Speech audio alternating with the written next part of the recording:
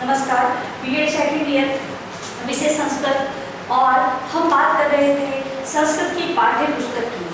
हमने देखा कि संस्कृत की जो पाठ्य पुस्तक है उसके अर्थ को हमने देखा, उसमें बताया कि जो ज्ञान, भावनाओं, विचारों, मूल्यों और प्रवृत्तियों का जो संचय किया जाता है वो पाठ्य पुस्तक में ही किया जाता है, मतलब कि उनको एकत्रित किया जाता है और पाठ्य पुस्तक के माध्यम से लोगों तक पहुंचाया जाता है। तो पाठ्य पुस्तक के अर्थ को हम लोगों ने इस प्रकार देखा और फिर हमने देखा था महत्व कि क्या इंपॉर्टेंस है संस्कृत की पाठ्य पुस्तक की, है ना। तो आज हम लोग बात करेंगे संस्कृत की पाठ्य पुस्तक की आवश्यकता की बात हम लोग करेंगे कि आवश्यक क्यों है, नीड क्या है संस्कृत की पाठ्य पुस्तक की। तो किस दृष्टि से संस्कृत की पाठ्य पुस्तक की आवश्यकता है, तो पहला बिंदु हम देखेंगे शिक्षक के दृष्टिकोण से। शिक्षक के दृष्टिकोण से शिक्षक के दृष्टिकोण से क्यों आवश्यक है, शिक्षक जो कि शिक्षण कार्य करवाता है।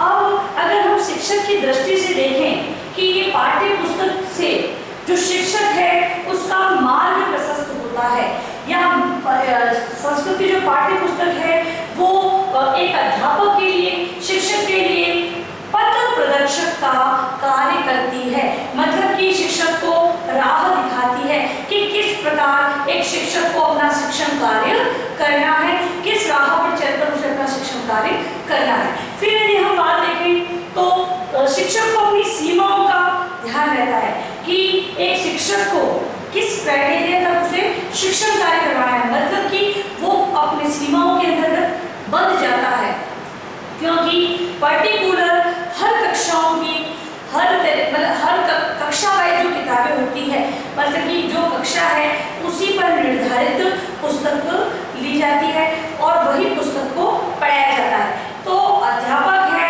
वो सीमाओं से बंध कर अपने शिक्षण कार्य को करता है। इसके अलावा एक शिक्षक इसके द्वारा सफल शिक्षण कार्य कर सकता है, सफल शिक्षण कार्य। और पथ प्रदर्शक और सीमाओं को ज्ञात करना। ओके, तो अगर शिक्षक के दृष्टिकोण से देखें तो मुख्य रूप से 3 बिंदुओं के माध्यम से हम लोग शिक्षक के लिए पाठ्य पुस्तक को आवश्यक मान सकते हैं। इसके अलावा भी बहुत सारी आवश्यकता है, क्योंकि शिक्षक है वही बच्चों को ज्ञान के द्वारा और ज्ञान से अवगत कराता है, ज्ञान के द्वारा उन्हें अलग अलग तरह की जो भावनाएं हैं, विचार हैं, प्रवृत्तियां हैं, मूल्यों हैं, उनकी जानकारी देता है। तो इस प्रकार से यदि देखें तो ऑल ऑफ द शिक्षण जो कार्य है उसको जो दिशा मिलती है वो पाठ्य पुस्तक के माध्यम से मिलती है। अब है विद्यार्थियों के दृष्टिकोण से, विद्यार्थियों के जो दूसरा बिंदु है हमारा है विद्यार्थियों के दृष्टिकोण से, मतलब कि जो स्टूडेंट्स हैं, बच्चे हैं, उनके दृष्टिकोण से पाठ्य पुस्तक क्यों जरूरी है, तो समस्या अध्ययन हेतु। समस्या अध्ययन हेतु, अब समस्या, बच्चों को क्या समस्या है, तो जब बच्चे अपने स्वाध्याय हेतु कोई कार्य को करते हैं या फिर कक्षा में जब वो शिक्षण कार्य अध्यापक करवा रहा होता है, तो बालक जब पढ़ते हैं उस समय यदि उनके पास पुस्तक नहीं होगी तो केवल जो मौखिक ज्ञान है उनसे मौखिक ज्ञान से जो बच्चे ज्ञान प्राप्त करेंगे वो स्थायी ज्ञान उन्हें प्राप्त नहीं होगा, वो अस्थायी होगा। वही ज्ञान भाषा की जहाँ हम बात करते हैं तो भाषा के लिए, बच्चों के लिए, अध्यापक के लिए पुस्तक बहुत ही अनिवार्य है, दोनों के पास पुस्तक होना अनिवार्य है। तो अगर हम समस्या की बात करते हैं तो बालक के पास यदि पुस्तक है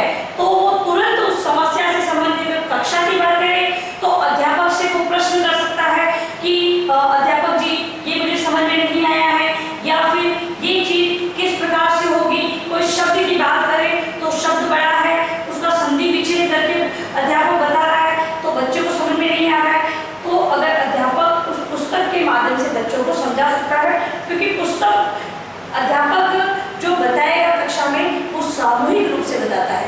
तो यदि पुस्तक नहीं हुई तो बच्चों के पास, एक एक बच्चे के पास शिक्षक को जाना होगा।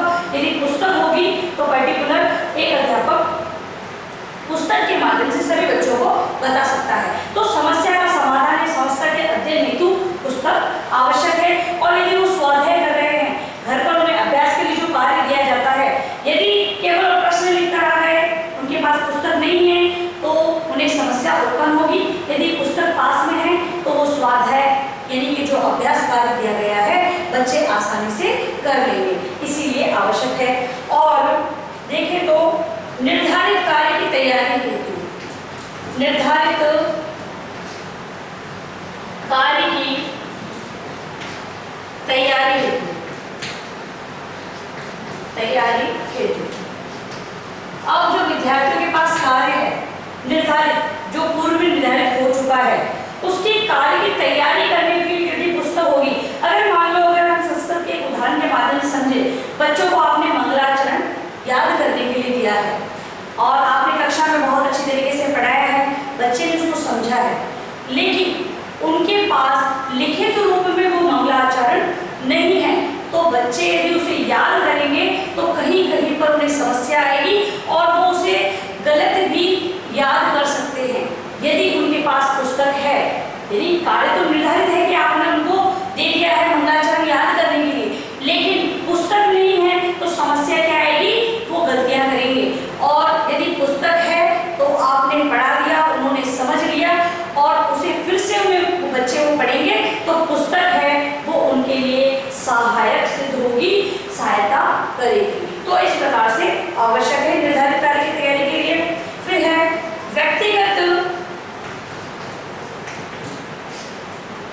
व्यक्तिगत विभिन्नताओं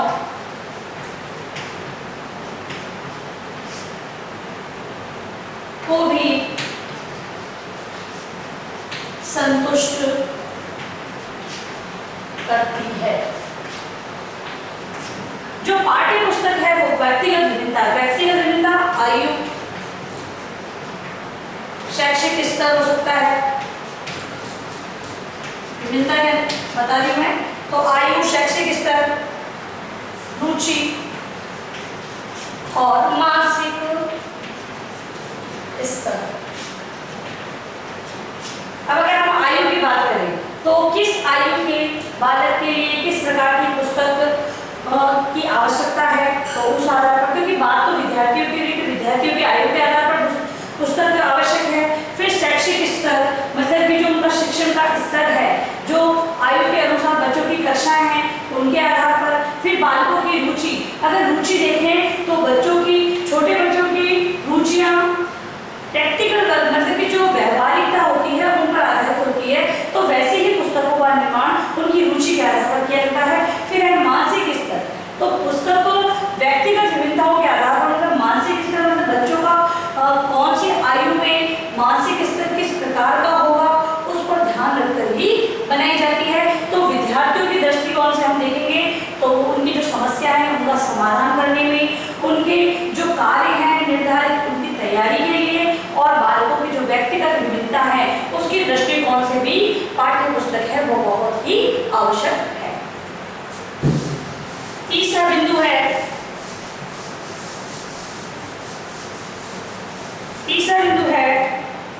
उपयुक्त पुस्तकालयों का, उपयुक्त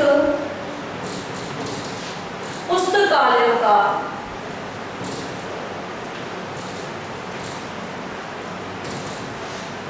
अभाव। पुस्तकालय, लाइब्रेरी, तो जहां पर उपयुक्त पुस्तकालयों का अभाव होता है वहां पर जो पाठ्य पुस्तक का निर्माण है वो बहुत ही आवश्यक होता है, क्योंकि यदि पुस्तकालयों में पुस्तक नहीं होगी तो बालक है, अगर बड़ी कक्षाओं की यदि हम बात करते हैं तो उस समय कोई पर्टिकुलर एक बुक नहीं होती है, उसी के अनुसार लाइब्रेरी होती है वहाँ पर, और लाइब्रेरी के अंतर्गत वो जाकर अपने अपने टॉपिक के अनुसार बुक इशू करवाकर बच्चे और टॉपिक को वो ले लेते हैं, उनकी नोट्स बनाते हैं। लेकिन छोटी कक्षाओं की जहाँ बात करते हैं तो वहाँ पर पुस्तकालय हैं उनके लिए उपयोगी नहीं होता है, क्योंकि बच्चे हैं वो अपने अपने टॉपिक, क्योंकि बच्चों के जो छोटी कक्षाओं की, माध्यमिक उच्च माध्यमिक कक्षाओं की हम लोग बात करते हैं, तो वहाँ पर उनके लिए जो निर्धारित पाठ्य पुस्तक है उसी के द्वारा उन्हें शिक्षण कार्य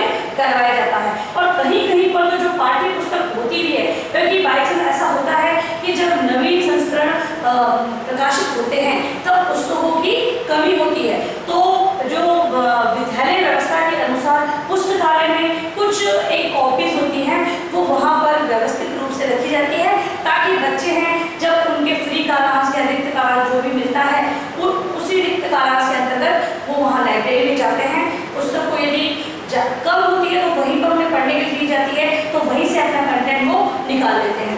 लेकिन पुस्तकालयों का अभाव होगा तो बच्चे किस प्रकार पढ़ पाएंगे, इसीलिए पाठ्य पुस्तक का निर्माण आवश्यक है, या पाठ्य पुस्तक बहुत ही आवश्यक होती है। नेक्स्ट समय की बचत।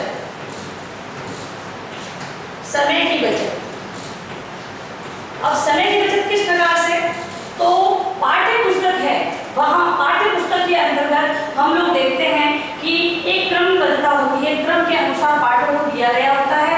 जो पाठ्यक्रम हमारे प्रथम टेस्ट में, द्वितीय टेस्ट में, तृतीय टेस्ट में जो भी आने वाला है उसका डिवाइडेशन भी उसी प्रकार से दिया होता है। तो अगर हम बात करें कि वो ऑल ऑफ जो मैटर होता है उस कक्षा का जो हमें पढ़ना है, जो पाठ्यक्रम होता है वो एक ही पुस्तक के अंतर्गत दी रखी होती है, तो शिक्षक है वो भी अपनी समय की बचत पाठ्य पुस्तक के माध्यम से करता है, और जो विद्यार्थी हैं वो अपने शिक्षण का, अपने अध्यापन के लिए, अपने जो अधिगम कार्य के लिए पाठ्य पुस्तक का ही सहारा लेते हैं, उसी के माध्यम से उनकी समय की बचत होती है।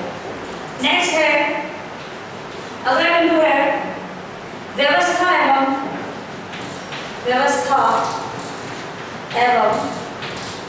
क्रमबद्धता। व्यवस्था एवं क्रमबद्धता के स्थापन में सहायक।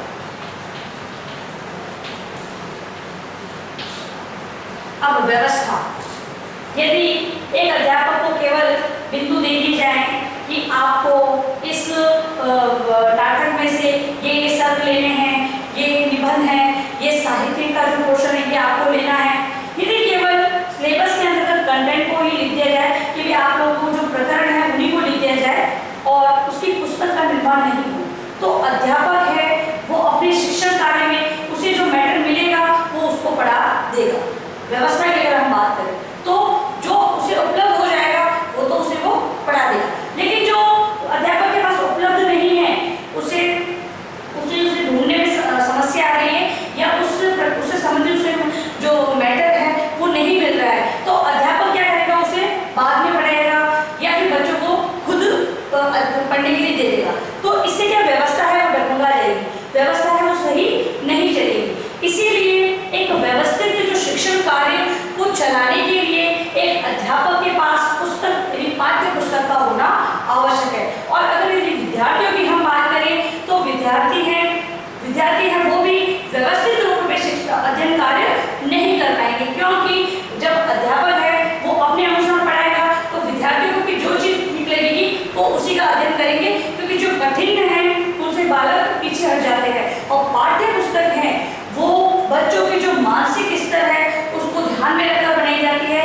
क्योंकि वो मनोवैज्ञानिक आधार पर उसका निर्माण किया जाता है। उस पर जो सिद्धांत लिए जाते हैं वो मनोवैज्ञानिक आधार पर लिए जाते हैं। बालकों का मानसिक स्तर है वो वहाँ पर बहुत ही मतलब कि मानसिक स्तर को ध्यान में रखकर ही बनाई जाती है। तो यदि पाठ्य पुस्तक की बात करें तो व्यवस्था के रूप में व्यवस्था को सही चलाना है तो पाठ्य पुस्तक आवश्यक है। फिर है क्रमबद्धता, तो व्यवस्थित यदि कार्य हो ही नहीं रहा है तो क्रमबद्धता किस प्रकार आएगी, क्योंकि हो सकता है कोई बिंदु अगर अध्यापक पढ़ा रहा है, कोई मान लो नाटक ही पढ़ा रहा है, नाटक के जो शब्द आपके सिलेबस में दे रखे हैं वो शब्द उसे मिल गए हैं, तो अध्यापक जैसे जैसे मिलेंगे वो वैसे वैसे ही पढ़ाएगा। तो क्योंकि वो क्रमबद्धता नहीं आएगी, क्योंकि उसके पास जो मैटर मिल रहा है वो वही पढ़ा रहा है, इसीलिए क्रमबद्धता का जो क्रम है वो टूट जाएगा पाठ्य पुस्तक के अभाव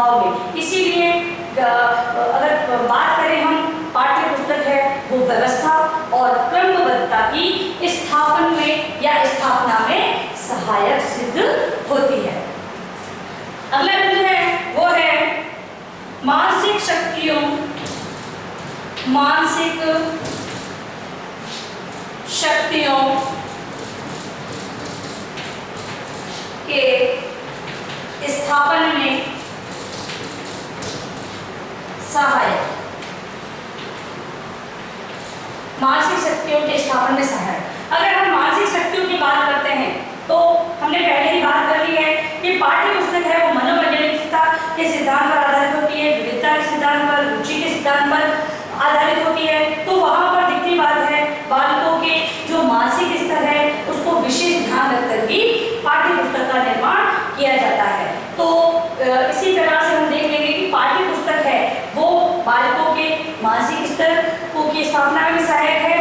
और अध्यापक, क्योंकि अध्यापक को भी क्रमवारी जो पाठ्यक्रम है वो एक ही बुक में मिल जाएगा, तो वो उसी बुक को आधार मानकर हमने जो बात करी थी करिकुलम की, जो पाठ्यक्रम की, तो पाठ्यक्रम जब निर्धारित किया जाता है तो वो शैक्षिक शैक्षिक सभी प्रकार की जो क्रियाएं होती है उनके आधार पर बनाया जाता है। तो पाठ्य पुस्तक है उस पाठ्यक्रम के आधार पर ही पाठ्य पुस्तक का निर्माण होता है। तो वहां पर मानसिक शक्तियों का जो है स्थापना होती है, मतलब कि एक स्थायित्व मिलता है मानसिक शक्तियों को। अगर हम बात करें विद्यार्थियों की तो विद्यार्थी भी और शिक्षक है उसकी भी मानसिक शक्तियों की स्थापना में पाठ्य पुस्तक सहायक होती है। अब हम बात करेंगे पाठ्य पुस्तक की आवश्यक जो विशेषताएं होती है उनकी बात करेंगे। यानी पाठ्य पुस्तक की विशेषताएं, पाठ्य पुस्तक की विशेषताएं, क्या विशेषता होती है पाठ्य पुस्तक में, किन किन विशेषताओं को लिए हुए पाठ्य पुस्तक होनी चाहिए। तो पाठ्य पुस्तक की विशेषताएं को अगर हम बांटें तो दो भागों में बांट सकते हैं। पहली है शैक्षिक विशेषताएं और दूसरी है भौतिक।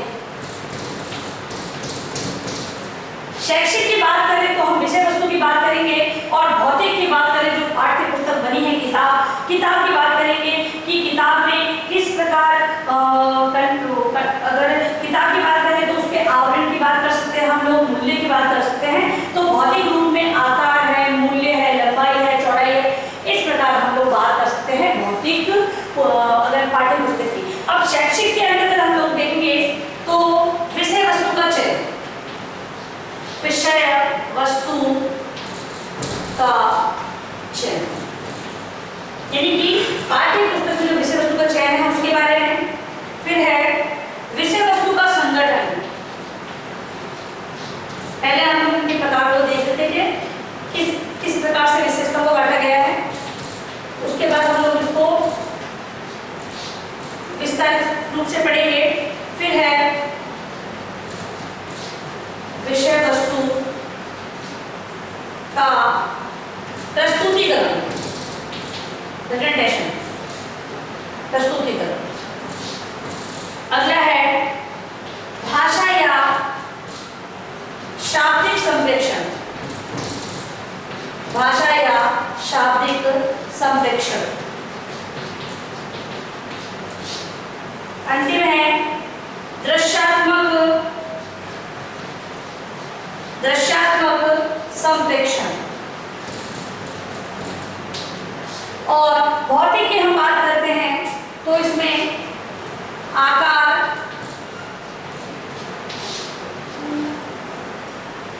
प्रिंटिंग व्यवस्था या मुद्रण व्यवस्था हिंदी में बोल सकते हैं, छपाई की जो व्यवस्था होती है मुद्रण व्यवस्था, और टिकाऊपन। ठीक है, तो शैक्षिक और भौतिक दोनों प्रकार से हम लोग इसकी विशेषताओं को देख सकते हैं कि जो पाठ्य पुस्तक का निर्माण है वो निम्नलिखित विशेषताओं के आधार पर होना चाहिए। अब हम शैक्षिक व्यवस्था देखते हैं। शैक्षिक व्यवस्था के अंतर्गत विषय वस्तु का चयन, विषय वस्तु का चयन हम लोग देखेंगे। अब जो विषय वस्तु का चयन है वो किस प्रकार से किया जाना चाहिए पाठ्य पुस्तक में, तो संगत होनी चाहिए। कैसी संगत, मतलब कि जो भी विषय वस्तु दे रही है वो एक जैसे कक्षा वाइज बना रखी है, तो विषय वस्तु का जो चयन है वो संगत होना चाहिए, असंगत नहीं होना चाहिए। मतलब कि साथ में लेते हुए चलना चाहिए, मतलब कि पाठ्यक्रम के आधार पर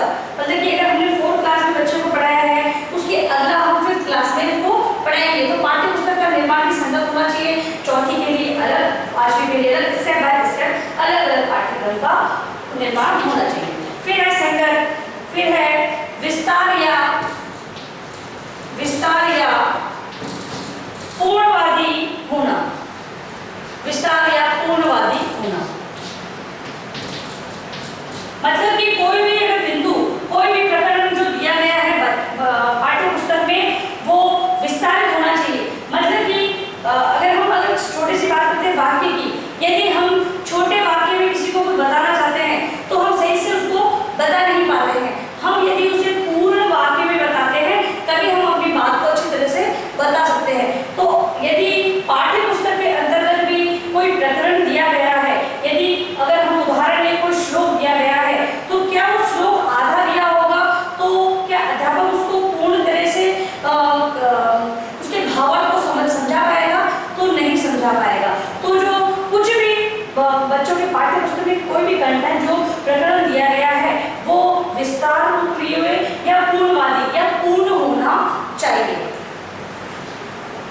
विषय वस्तु की हम लोग बात कर रहे हैं। फिर है उपयुक्त,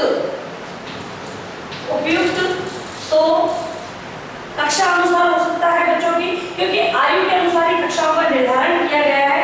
जो आरटी ने जो नई अपनी जो बच्चों की शिक्षा से संबंधित जो प्रणाली बनाई है उसके अंतर्गत जिस उम्र का बालक है उसे उसी कक्षा में एडमिशन की बात रखी है कि बालक यदि अगर विद्यालय गया भी नहीं है तब भी उसकी उम्र अगर फर्स्ट क्लास की है तो बच्चे को फर्स्ट में, सेकंड की है तो सेकंड में, थर्ड की है तो थर्ड में, तो उनकी जो आयु है उसी के अनुसार बच्चे को शिक्षा ग्रहण करनी है। तो वो उसी नियम को ध्यान में रखकर पाठ्य पुस्तक है उसी का भी निर्माण किया गया है। तो पाठ्य पुस्तक है वो बालक के लिए उपयुक्त होनी चाहिए। फिर है प्रामाणिकता, तो प्रामाणिकता तो पाठ्य पुस्तक में होती ही है, क्योंकि जो हमारे अगर हम बात करें आरबीएससी की तो एनसीईआरटी द्वारा जो पाठ्य पुस्तक निर्धारित की गई है तो वो जो पुस्तक है वो बहुत सारे जो कमेटी है मंडल द्वारा पहले बातचीत करके किन किन तथ्यों का समावेश होना चाहिए, किन का नहीं होना चाहिए और कौन कौन से प्रमाणिक हैं उन्हीं को हमें लेना है। इनके जो मानक है, मानकता सिद्ध है, प्रमाणित है, उन्हीं जो कंटेंट है उनका समावेश पाठ्य पुस्तक में किया जाता है। क्योंकि यदि अगर उसके तथ्य जो संदर्भ या तथ्य हमारे पास उपलब्ध नहीं है तो वो हम बच्चों को नहीं बता सकते, क्योंकि बच्चे हैं, कोई भी व्यक्ति है या बच्चे हैं, प्रमाण के बिना किसी भी चीज को नहीं मानते हैं। क्योंकि अगर हम व्यवहारिक ज्ञान की बात करें तो बालकों को यदि हम जो पाठ्य पुस्तक पढ़ा रहे हैं उन्हें व्यवहार से जोड़ते हुए हम नहीं बताते हैं तो बच्चों को उन चीज़ों को सीखने में भी कठिनाई होती है और बालक उसे जल्दी से सीखते भी नहीं है। इसीलिए व्यवहार की हम बात करें तो प्रामाणिकता होगी तभी बच्चे उसे व्यवहार में ले पाएंगे। नेक्स्ट है इसमें सततता की बात करें हम तो सतत ही होता है कि जो लगातार चलने वाली क्रिया है तो लगातार ही चलती है। छोटी कक्षाओं में जो पाठ होते हैं बड़ी कक्षाओं में उन्हीं का जो विस्तारित रूप है बच्चों को दिया जाता है। तो सततता तो पाठ्य पुस्तक में होनी चाहिए। फिर है जीवन से संबंधित हम पहले ही बात कर चुके हैं कि जो पाठ्य पुस्तक है उसका निर्माण जीवन की वास्तविकता है उस पर आधारित होनी चाहिए पुस्तक। एक पाठ्य पुस्तक का जब निर्माण किया जाए तो उसमें व्यवहारिक ज्ञान को लिया जाए। अगर हम संस्कृत की बात करें तो अगर बालक को यदि किसी कक्षा में अगर हम मंत्र वगैरह पढ़ा रहे हैं, उदाहरण के लिए हम भोजन मंत्र बता रहे हैं बालकों को, तो भोजन मंत्र का उपयोग कहाँ पर किया जाता है, कैसे किया जाता है, क्यों किया जाता है, वो व्यवहारिक ज्ञान भी अगर पुस्तक में दिया जाएगा तो बच्चे उसे अपने व्यवहार में अपना लेंगे। तो इसीलिए जो पाठ्य पुस्तक है वो वास्तविक जीवन से संबंधित होनी चाहिए। अब अंत में आप लोग लिखेंगे गृह कार्य प्रश्न।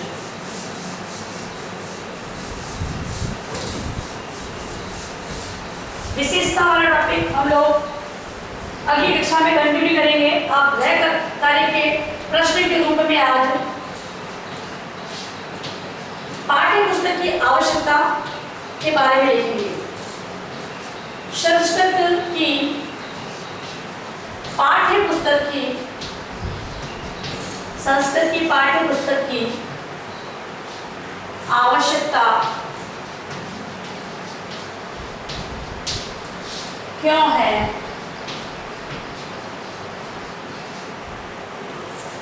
वर्णन करें।